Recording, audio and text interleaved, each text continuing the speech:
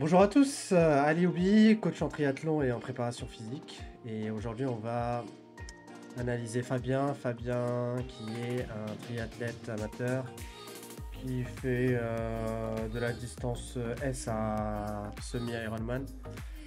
Et il a fait appel à mes services pour analyser sa natation. Et on va regarder au début son angle, l'angle donc à l'intérieur de l'eau. Latérale, de manière latérale, et on va voir.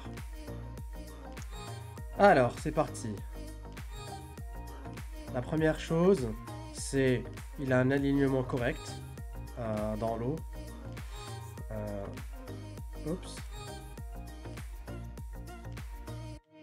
Hop, je m'épose. Donc, c'est parti. Si on trace une flèche, ici, c'est plutôt pas mal. Alignement correct. Les jambes coulent un tout petit peu, mais l'alignement global reste très correct. Il prend pas beaucoup d'espace dans l'eau. On voit qu'ici, il n'y a pas tant d'eau qui va arriver comme ça, qui va être bloquée par une partie du corps. Ok, donc c'est pas mal. Attention juste, on voit ici qu'il a les fléchisseurs de hanches, donc en particulier l'iliopsoas, qui sont assez rigides ici. On voit ce geste-là, cette forme-là, pardon, qui crée justement les jambes qui coulent. Donc, ce qu'on veut faire pour ça, pour régler ce problème, c'est surtout étirer les fléchisseurs de hanches. Donc, vous pouvez voir sur internet comment les étirer. Il y a deux façons de faire remonter les jambes si le problème vient des hanches. Soit vous avez les iliopsoas qui sont trop rigides. Comme j'ai dit plusieurs fois dans mes précédentes vidéos, un amateur qui a un métier en règle générale de bureau, il est assis toute la journée, quasiment toute la journée, et même le mode de vie occidental, on est assis quasiment tout le temps. Ce qui fait que nos fléchisseurs de hanches sont très rigides, très raccourcis, et ça fait qu'on ne peut plus retrouver cette ouverture de hanche aussi facilement que quand on est enfant par exemple. Ou par exemple quelqu'un qui est pas tout le temps assis, qui n'a pas un métier de bureau, ou un professionnel qui a beaucoup travaillé sur son élasticité de hanche. Donc ça peut être les iliopsoas, ça peut être aussi un manque de force et de rigidité des fessiers. Donc on veut chercher complètement le contraire au niveau des fessiers, c'est travailler la force et travailler la rigidité pour les rendre plus rigides, pour refaire remonter les jambes vers le haut, ici comme ça. Donc musculation des fessiers va faire remonter les jambes, et étirement des iliopsoas va refaire monter les jambes aussi. Faut s'imaginer que là, ici, les iliopsoas, les muscles qui partent de là et qui arrivent jusque là, là, comme ils sont très rigides, et ben, ils poussent la jambe vers le bas. Vous voyez que du coup là, il y a une sorte de fléchissement qui se crée. Et ça, c'est vraiment quelque chose sur lequel il faut travailler pour venir aligner encore plus le corps et se retrouver avec les jambes qui flottent ici. À part ça, la position est très correcte. On va plus se concentrer maintenant sur l'entrée des mains dans l'eau. Ok. Alors, on va mettre pause. Alors, si on se concentre sur la main gauche, ok, celle qui va rentrer maintenant dans l'eau, on a une main. Alors, le bout des doigts rentre avant le poignet, qui rentre avant le coude. Ça, c'est bien. Sauf que la trajectoire est beaucoup trop verticale. J'aimerais bien qu'elle soit légèrement moins verticale et un petit peu plus en diagonale, si vous voyez ce que je veux dire. Donc, au lieu de rentrer vraiment comme ça, rentrer un peu moins vertical pour aller chercher l'allongement. Parce que là, comme il rentre trop vertical, il va se retrouver avec une main qui arrive là. On va voir où elle arrive. Oups. Merde, j'ai raté le shot. Vous voyez? Toc. Elle descend beaucoup trop. Donc elle est là. Ok? Et du coup, ce qui fait que il pourra jamais retrouver un alignement. Ici, hop, il y a toujours du drag ici. Ok? Alors, moi, j'aimerais bien voir quelque chose comme ça. Et en fait, au fur et à mesure que l'épaule descend, la main suit. Vous voyez? hop, au fur et à mesure que la main descend, la main suit comme ça. Et donc le problème c'est quand il fait rentrer sa main au tout début, c'est ici où du coup il y a beaucoup de résistance à l'eau ici. Et ensuite, dans la phase d'allonge. Ok, dans la phase d'allonge, il y a encore un autre problème, c'est un gros manque de rotation interne de la main, du bras.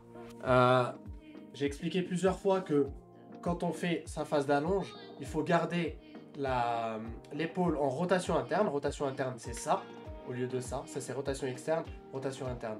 Lui, ce qu'il fait, c'est il est comme ça. Il est en rotation externe. Et du coup, qu'est-ce que ça fait? Si je vous montre de profil, je suis en rotation externe. Regardez son bras, comment il est. Regardez-le bien. Il est fléchi ici. Alors que si je suis en rotation interne, mon bras va aller vers le bas. Mon avant-bras va aller vers le bas quand je vais faire mon catch. Donc déjà, la position ici, elle n'est pas favorable à un bon catch.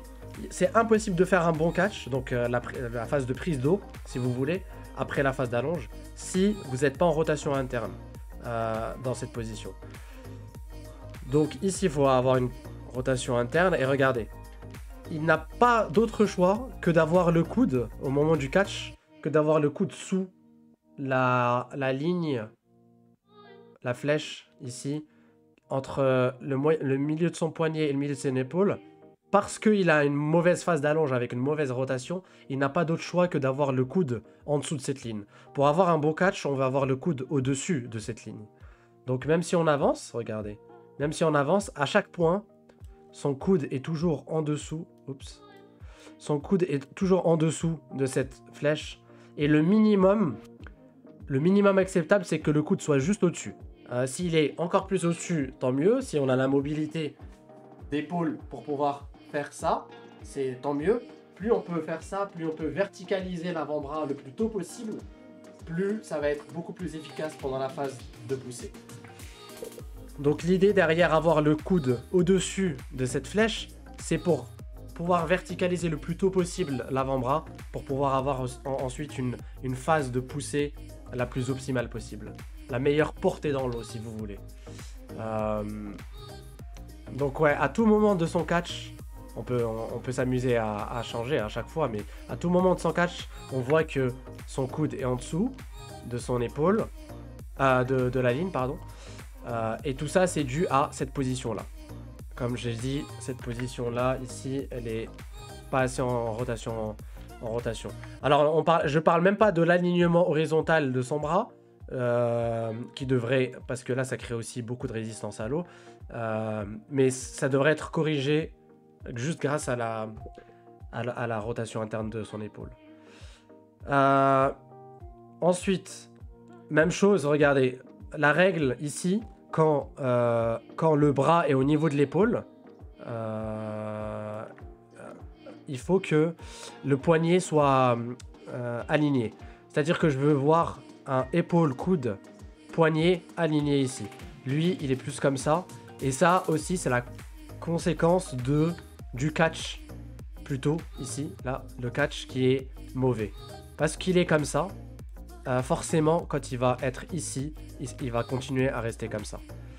Donc vous voyez, à chaque fois, c'est des causes-conséquences qui font que si tu commences mal ta phase d'allonge, tu vas avoir un mauvais catch. Si tu as un mauvais catch, tu vas avoir un mauvais pull. Et si tu as un mauvais pull, bah, t'as pas autant de poussée dans l'eau et c'est pas bon pour gagner de la vitesse. Ok, j'ai même pas encore parlé de ici, vous voyez, là, phase d'allonge, il casse beaucoup trop le poignet. Ok, on peut voir chez les professionnels une légère cassure de poignet, mais on parle de ça, ok? Ça se voit quasiment pas. Lui, il est comme ça, c'est beaucoup trop. Et on voit que ce poignet reste cassé pendant tout le long. Le poignet, il peut être légèrement cassé que pendant le début du catch. Donc, entre là et là. Stop. À partir de là, le poignet doit rester solidaire. L'alignement de la main doit rester solidaire avec celle de l'avant-bras. Il faut penser à un bout de bois très rigide et il n'y a pas de flexion. Et c'est vraiment avec tout ça, tout l'avant-bras et la main, C'est avec ça que vous faites la phase de catch et la phase de poussée. Donc si je reviens, hop, hop, hop, ici, on voit que ça reste fléchi, fléchi, fléchi, fléchi. Le problème, c'est que là, l'endroit le plus vertical, c'est ici. Donc ici, ok, très bien, c'est efficace. Mais ici, c'est pas efficace. Il pousse vers le bas, ici. Il pousse vers le bas, c'est pas efficace. Et là aussi, il pousse quasiment vers le bas. Si on avance encore dans la phase de poussée, l'endroit le plus efficace ici, c'est là. D'où l'alignement que je vous avais dit. Si là, il y avait alignement comme ça, tout serait en train de pousser vers le bas, alors que là, il n'y a que cet endroit-là qui pousse. Ok, ici, il est en train de pousser vers le bas. Ok, on avance. Ok, la phase... Ouais, là, tu pourrais aller un tout petit peu plus loin. Et attention à pas faire une rotation de ta main. Vous voyez là, la surface... Enfin... La paume de sa main est face à sa cuisse, à sa hanche, alors qu'elle devrait être en train de pousser vers l'arrière. Donc là, tu perds un petit peu de traction en faisant une rotation de ta main. Ce serait bien que de pousser vers l'arrière, même à ce moment-là de la poussée. Je pense qu'on a fait le tour sur cette position. Non, il y a encore pas mal de choses à dire. Ton regard, tu regardes vers le bas. Pour les triathlètes, j'aimerais bien voir quelqu'un qui regarde plutôt vers là. Donc, on va voir plutôt, voilà, un angle comme ça. Ça serait parfait. Moi, je vois que tu es comme ça. Et du coup, c'est pas fou parce que ça te permet pas de... Déjà, c'est important pour l'awareness. Et en plus, ça te permet de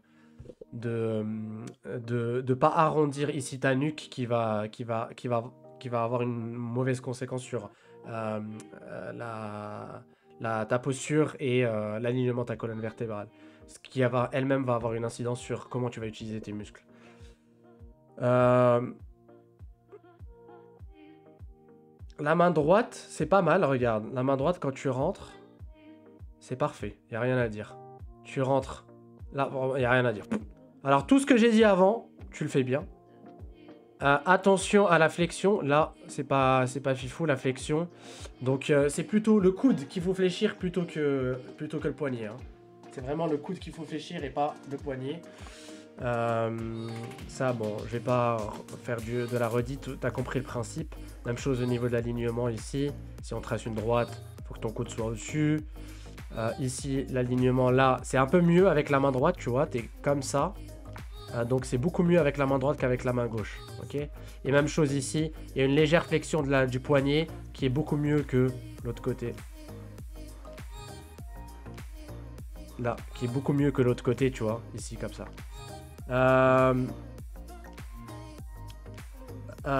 Tchouk tchouk tchouk. Il y a juste un autre truc. Ton battement, la synchronisation haut du corps, bas du corps, tu bats maintenant, c'est légèrement trop tard. Légèrement trop tard pour battre. J'aimerais bien que tu commences à battre quand tu es un peu plus comme ça, avec la jambe. Pour une meilleure synchronisation et un meilleur transfert de puissance vers le haut du corps. Et avec la main droite, la main gauche, pardon. Main gauche, synchronisation. Tu bats maintenant.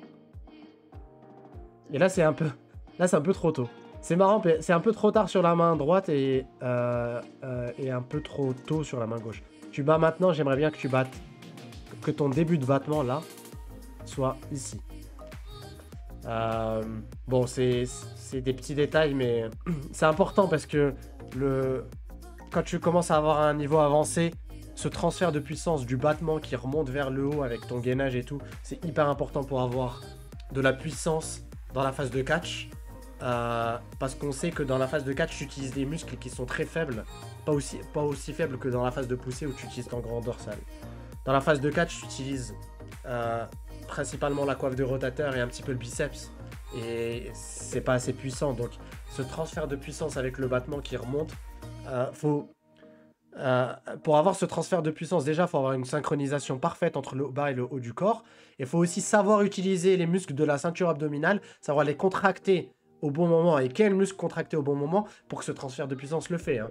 C'est pas parce que vous êtes bon au niveau synchronisation que ce transfert de puissance va se faire. Encore faut-il savoir comment contracter ses muscles et tout. Et ça, franchement, c'est que du ressenti. Comme on dit, le feeling de l'eau et tout ça, c'est que du ressenti. Je ne saurais pas donner des mots théoriquement pour définir cette sensation. Moi, je sais pas faire. C'est vraiment que du ressenti. Ça s'appelle le Sérapé Effect, si jamais, le nom de ce que je viens de vous décrire. Je pense qu'on a fini sur cette vue-là. On va avancer. Alors, ok. Donc, en fait, sur cette vue, on va voir certains défauts, mais les défauts sont toujours liés à la même chose. Hein. C'est la phase de catch et de pull. La phase de... Ouais, c'est la phase de catch surtout qui fait que il est comme ça et pas comme ça, et du coup, il peut pas venir utiliser les bons angles. Et du coup, il va utiliser beaucoup plus les muscles de la coiffe de rotateur au lieu d'utiliser le grand dorsal, hein, le muscle le plus puissant pour la natation. Alors, voyons voir les angles. On a ici quelque chose qui ressemble à ça. 135, c'est beaucoup trop ouvert. Hein. On cherche un angle entre 100 et 120 degrés en fonction de la biomécanique de chaque athlète. Là, c'est beaucoup trop ouvert. J'ai envie de voir quelque chose qui ressemblerait plutôt à... il est où mon angle? J'ai envie de voir quelque chose qui ressemblerait à ça.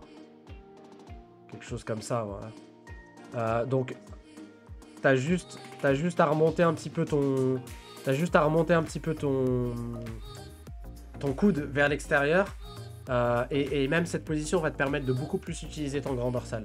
Le fait d'être beaucoup trop proche du corps, là, ton coude, tu vois, il est quasiment en dessous de ton épaule. Tu vas pas pouvoir utiliser ton grand dorsal. Là, tu vas plus utiliser un peu plus ton pectoral, mais qui n'est pas adapté à la phase de poussée. Et aussi tes épaules, bien sûr. Ton épaule, mais ton épaule, c'est pas des muscles puissants. Attention, ici. Donc, vous voyez ce qu'on a vu tout à l'heure sur l'autre vue. Vous voyez que là, on voit toute la peau, mais on voit tout l'avant-bras. Et l'eau, faut penser que l'eau vient rencontrer cet endroit, enfin, vient taper contre l'avant-bras et vient le ralentir. Donc là, on le voit bien sur cette image. L'autre truc que je voulais voir, c'est, regardez, sa main droite, elle rentre au milieu. Elle va même continuer à aller vers l'intérieur. Elle a quasiment dépassé là sa tête. On n'a jamais envie de dépasser l'axe central de la tête, du corps. On peut légèrement aller vers l'intérieur sans dépasser l'axe central, mais je recommande vraiment d'aller face à l'épaule. Donc là, l'idée, j'aimerais bien qu'il rentre sa main ici, là. On peut aller légèrement vers l'intérieur, mais c'est pas le plus efficace biomécaniquement. C'est vraiment ici, en face de son épaule. Et là, on voit qu'il est que à ce moment-là, voilà. Que à ce moment-là où il revient. Mais du coup, tout ça, c'est un mouvement qui est pas efficace et en plus qui crée de la résistance dans l'eau. Si on va sur l'angle, oula, l'angle de la main, sa main droite est beaucoup trop ouvert. On va calculer. Hop, hop, 140 degrés. Encore une fois, c'est beaucoup trop élevé. Moi, j'ai envie de voir quelque chose comme ça. Donc, remonter le coude. Et vous voyez ici, sa main est le point le plus extérieur du corps, alors que ça devrait toujours être le coude.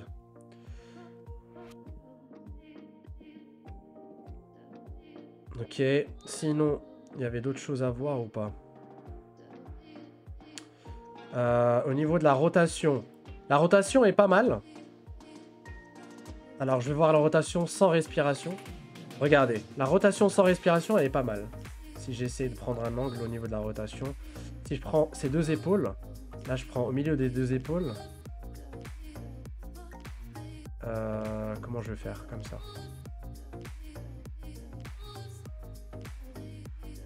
Je prends la surface de l'eau et ces deux épaules. Elle est où son épaule? Elle est vers là. Là, je prends ces deux épaules et je fais la surface de l'eau. On est à 32. Il pourrait faire un tout petit peu plus de rotation. On cherche à un angle entre 35 et 45 degrés. Mais grand maximum 45 degrés. La plupart des gens font trop de rotation. Là, ça va. Son côté droit sans respiration, ça va. On va voir qu'avec la respiration, il va y avoir un gros problème. Et on va voir l'effet que ça fait sur son coup de bras. Même chose. À vue d'œil, hein, côté droit, c'est la même chose. Rotation parfaite. Là, je pense qu'on est entre les 35 et les 45 à vue d'œil. Par contre, regardez, au moment où il respire, parce qu'il n'a pas une respiration efficace, et regardez, parce qu'il sort sa tête complètement de l'eau au lieu de garder un œil dans la tête, dans l'eau, je dis n'importe quoi. Et ben regardez, là, si on trace l'angle, il est beaucoup trop élevé. Qu'est-ce que je fais, moi? Hop, surface de l'eau, hop. Là, je prends ces deux épaules, on est à 54. Vous voyez? Alors, analysons l'effet que ça fait sur son catch. Sur son catch. Quand il y a trop de rotation, regardez comment son catch va évoluer. Regardez. Son coude reste... Sa main reste droite. Il n'y a aucune flexion de coude. Et en fait, il pousse vers le bas. Regardez. Vous voyez? Toc. Voilà l'effet d'avoir trop de rotation. C'est que biomécaniquement, notre épaule, c'est impossible de faire une flexion comme ça tout en étant trop en rotation. Essayez-le, je vous encourage à essayer chez vous. Faites moins de rotation, donc regardez, je me retourne à 45 degrés. Là, c'est beaucoup plus facile de faire ça. Ok? Refaites comme ça, c'est trop difficile. Vous sentez que les muscles de votre quadriceps rotateur tirent beaucoup trop, ça stresse beaucoup trop votre épaule. Du coup, forcément, qu'est-ce que vous faites? Vous gardez votre bras tendu. Là. Alors que si on revient sur un coup de bras sans respiration avec une rotation normale, regardez comment il fléchit beaucoup plus. C'est pas assez, hein, je dis pas que c'est assez, je dis pas que c'est bien, mais on voit quand même qu'il fléchit beaucoup plus son bras. Et d'ailleurs, là il va vers l'extérieur alors que l'autre, il va tout droit vers le bas. Là, vous voyez? Donc c'est quelque chose très important à savoir. La plupart des gens font beaucoup trop de rotation, en particulier quand ils respirent, parce que ils montent la tête beaucoup trop haut, ce qui, du coup, forcément, il y a trop de rotation de la nuque, ce qui emmène le torse, et du coup, ce qui déséquilibre totalement le corps. Et on n'a pas encore parlé des conséquences de ça, on va le voir sur le haut, quand il y a trop de... Bah, on va le voir tout de suite. Vue de haut, là, voilà. Quand il y a respiration et trop de rotation du buste, regardez comment les jambes, voilà. Regardez comment les jambes surcompensent. Hop. On a ça, on a ça. Ça, c'est pas du tout efficace, hein. Encore une fois, ça crée beaucoup de résistance ici. Là. Ok. On le voit ici, la rotation est beaucoup trop élevée. Hein. Voyons voir s'il y a autre chose. Vous voyez, là, ces battements, c'est correct. Là, ça devrait être comme ça. Hein. Il devrait être collé. On va dire que c'est pas le plus optimal, mais c'est encore moins optimal quand il respire. Voilà, regardez. Vous voyez, trop de rotation. Regardez ce que ça fait sur les jambes. Alors que quand il n'y a pas de rotation, les jambes sont plus ou moins correctes. Hein. Et ça pourrait être mieux, hein. Mais là, l'objectif de cette comparaison, c'est juste pour vous expliquer l'impact que ça a d'avoir une trop grande rotation du torse. Alors là, ce qui m'intéresse aussi de voir, c'est l'alignement. Comme j'ai dit, alors déjà, l'entrée dans l'eau, hein, comme je t'ai dit. Toc, ici, beaucoup trop. J'aimerais bien que tu rentres plus droit. Ici encore, tu as la limite de dépasser. Ok, tu as la limite de dépasser. Essaye de rentrer quand même plus en face de ton épaule, parce que là aussi, ça crée du drag, la résistance. Moi, ce que je veux voir, c'est l'alignement du corps. Sans respiration. Voilà, qu'est-ce qui s'est passé là? T'as respiré, même pas? T'as même pas respiré.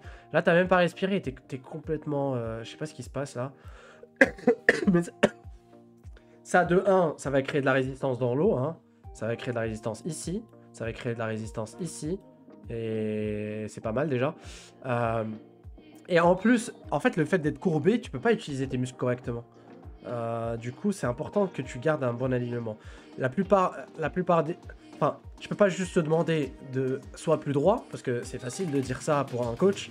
Ce qu'il faut que je te dise, c'est travaille sur ton gainage pour que ça soit plus simple sans y penser. C'est toujours facile de dire fais ci, fais ça, c'est ce que je vois chez beaucoup de coachs. En fait, il faut que tu comprennes quelle est la cause et de demander à ton athlète de travailler sur cette cause. Donc là, c'est plutôt un manque de gainage qu'autre chose.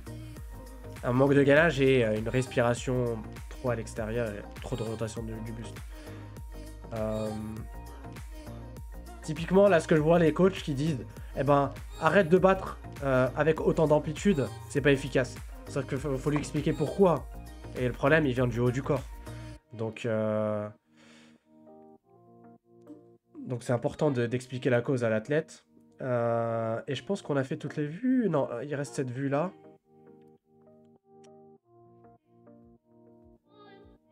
Ok. Et ok, rien à dire. Au niveau de ta recovery, rien à dire. Tes épaules sont relâchées. Si je devais être un petit peu plus pointilleux, c'est tu flottes pas assez. Regarde, là, ton corps est complètement dans l'eau. Ton corps est complètement dans l'eau. Et là, ok, on voit à peine ton aisselle. J'aimerais bien la voir complètement. Et là, tu es complètement re-enfoncé. Et ensuite, tu ressors. Et il y a des moments, regarde, où ta tête est complètement enfoncée. En fait, ta tête, le haut de ta tête devrait être... Je vais essayer de trouver une position idéale. Là. Ta tête devrait être comme ça quasiment tout le temps. Donc le tiers de ta tête doit être à l'extérieur de l'eau. Et le haut de ton dos doit être à l'extérieur de l'eau. Il y a des moments où tu es complètement plongé. Genre là, tu vois.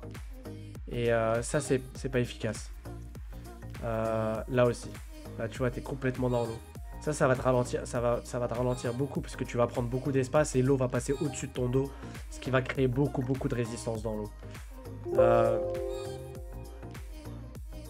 Mais à part ça, déjà ça devrait être amélioré grâce à la combinaison. Si tu fais du triathlon, forcément la plupart du temps tu mettrais une combinaison. Et